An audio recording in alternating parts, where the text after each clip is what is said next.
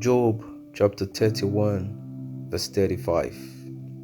If only I had someone to hear me. Here is my signature. Let the Almighty answer me.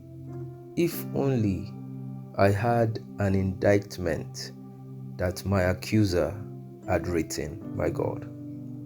He said, if only I had an indictment that my accuser had written. Beloved, there is something you must know and you must realize today, that the devil uses to stop you from receiving that is yours, to stop you from receiving that the Lord had made available to you. What the devil does is to accuse you. What the devil does is to bring a claim against you before God. And that is why you will find out many times when you go to the place of prayer, a lot of things are going through your mind. The devil will come into your mind and accuse God before you. He will accuse you before yourself, and then he will accuse you before God. And this was the experience that Job was facing. He would lament and he would cry, if only he had the indictment that his accuser had written. Remember in Job chapter 1 verse 6, when the sons of God gathered, Satan came and from that moment brought an accusation, began to tell the Lord he's not worthy to receive all of this blessing because God was proud of him. I want you to know that God is proud of you. But what the devil will do when you go to God is to start accusing you. Do you remember those times when you were in the place of prayer and you begin to feel that God was unfair to you? That moment when you were in the prayer place and it started coming to your mind that God have not done you well. Do you remember that time when you were in the place of prayer and everything that you could be thinking of was how God have been good to some people and has not remembered you? I want you to know that very time the devil is accusing God before you. The devil is making you feel that God doesn't love you. The devil is making you feel that God is a very partial God. The devil is making you feel that God is unfair. The devil is making you feel that God is unjust. And you need to start realizing what to do. You need to know how to take your place and still receive what is yours. Job will lament and say, if I had an indictment that my accuser had written, if I knew what had transpired, if I knew what had brought me to this state that is making me feel unloved by God. He was saying, if I knew all the things that the accuser of the brethren has brought forth against me, if I knew those claims, I would know what to do. Do you remember those times you were in the place of prayer and you start feeling unworthy? You start feeling like you don't deserve the blessing of God. The devil start bringing all the errors you have done, making you know that this is the reason you have not received your blessing.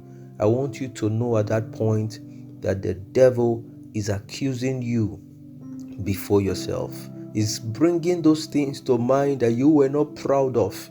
He's bringing those things to mind that you would not want somebody else to know about it. And because he knows you have not done something about it, then he uses it to accuse you. So you feel unworthy. You feel you do not deserve the blessing of God. Dear child of God, this is why this message is coming today, so you would know what to do at such times. Oh, those times when you will go before God and all the things you feel the devil is doing was to accuse you before God. That moment you were in the place of prayer and you felt so much resistance. You felt somebody is stopping all the things you are petitioning God for. You felt there is this force. You felt there is this hand hindering your blessings from coming to you. That moment where you were in the place of prayer And it seems as if everything you are telling God, there is somebody on the other box opposing every single one of them. At that moment, that is you being accused before God. The devil is trying to bring those claims as he brought about Job, saying, does Job fear you for nothing? Take up all these things away, and then you will know his real state. That is what the devil does, is the accuser of the brethren. But you need to come to realize what to do exactly. That was what Job was realizing at a point, and he wanted to know exactly what his indictment were. He wanted to know exactly what his accuser have said against him. That time, those remembrance began to come. What he had said, he said, I know that my Redeemer lives and he shall stand at last on the earth. He knew that there was somebody that cares for him. He knew beyond everything that he may have been going through, there was somebody that was so concerned about his life. It will come to say, if someone dies, would they live again? All the days of my hard service, I will wait for my renewal to come. He began to realize that there is something to wait for. He began to receive strength. Though he knew he was accused, he knew there was something standing against him. He knew there was a claim against his blessing. But at that point, he began to tell himself the truth about God, saying, I know that he loves me. I know he cares for me. I know he will do everything to turn my story around. Give me the grace to wait. I know I've not seen what I was expecting from my God, but I know I will definitely receive it.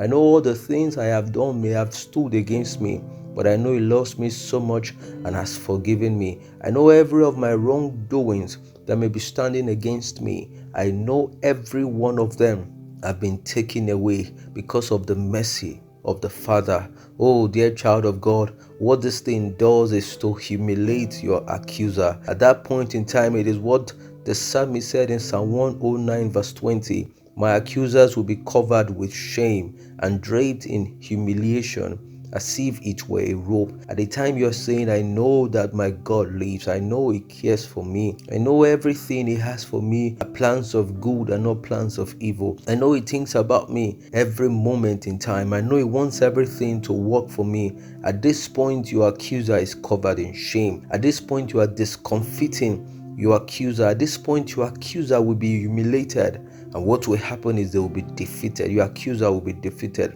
Like the psalmist said in Psalm 71 verse 13, may my accusers be humiliated and defeated. When you start saying these words to God, dear child of God, you are humiliating your accuser. Everything that is now supposed to stop you from receiving what is yours will start vanishing, will start going away. In shame, they will start walking away, just like they walked away from that woman in John chapter 8 verse 10. And then she will look up, Jesus will say, woman, where are those that accuse us? Had no man condemned thee? Everything the devil was using to condemn you, you will discover it will flee off your mind. You will discover those grips will be off you, because you now have the authority. You now have the power to receive what is yours. And that time you are taking the upper hand.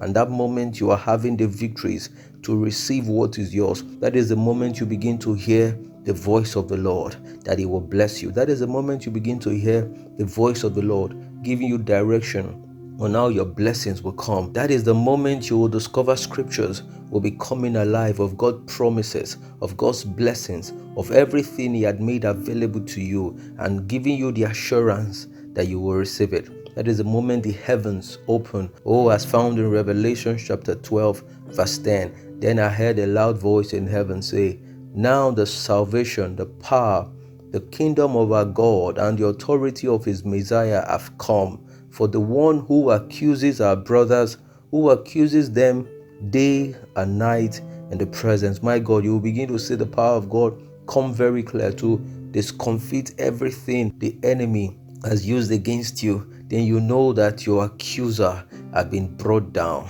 You know your accuser has been humiliated. And then you start seeing God bring peace into your heart, and everything you have petitioned him for, you will start receiving them. This happens most of the time when you go to the place of prayer. But I want to assure you that you have the victory. As the prophet Isaiah will say in Isaiah 50 verse 8, the one who vindicates me is close by. My God, the one who vindicates you, dear child of God, is close by. Who dares to argue with me? Let us confront each other. Who is my accuser? Let him challenge me. At that time, you have the confidence that the one who loves you, the one who cares for you, the one who vindicates you is right there with you. And now you will see your arguments are making sense. You will discover at this point your arguments are potent. Everything you are bringing before the Father, there is quick response. You have moved through that point where the accuser has kept you, and now you are going to that place of receiving your blessings. At that time, you'll see your joy will be renewed. At that time, you'll see your strength will be renewed, and everything that is yours will start coming to your hand. Dear child of God, don't allow the accuser of the brethren to win against you when you present yourself before the court of God.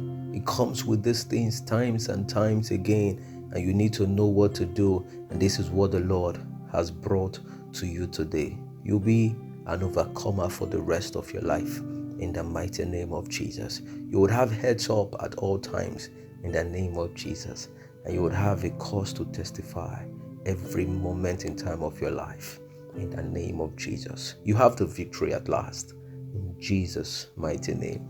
It is well with you, beloved. God bless you, and shalom.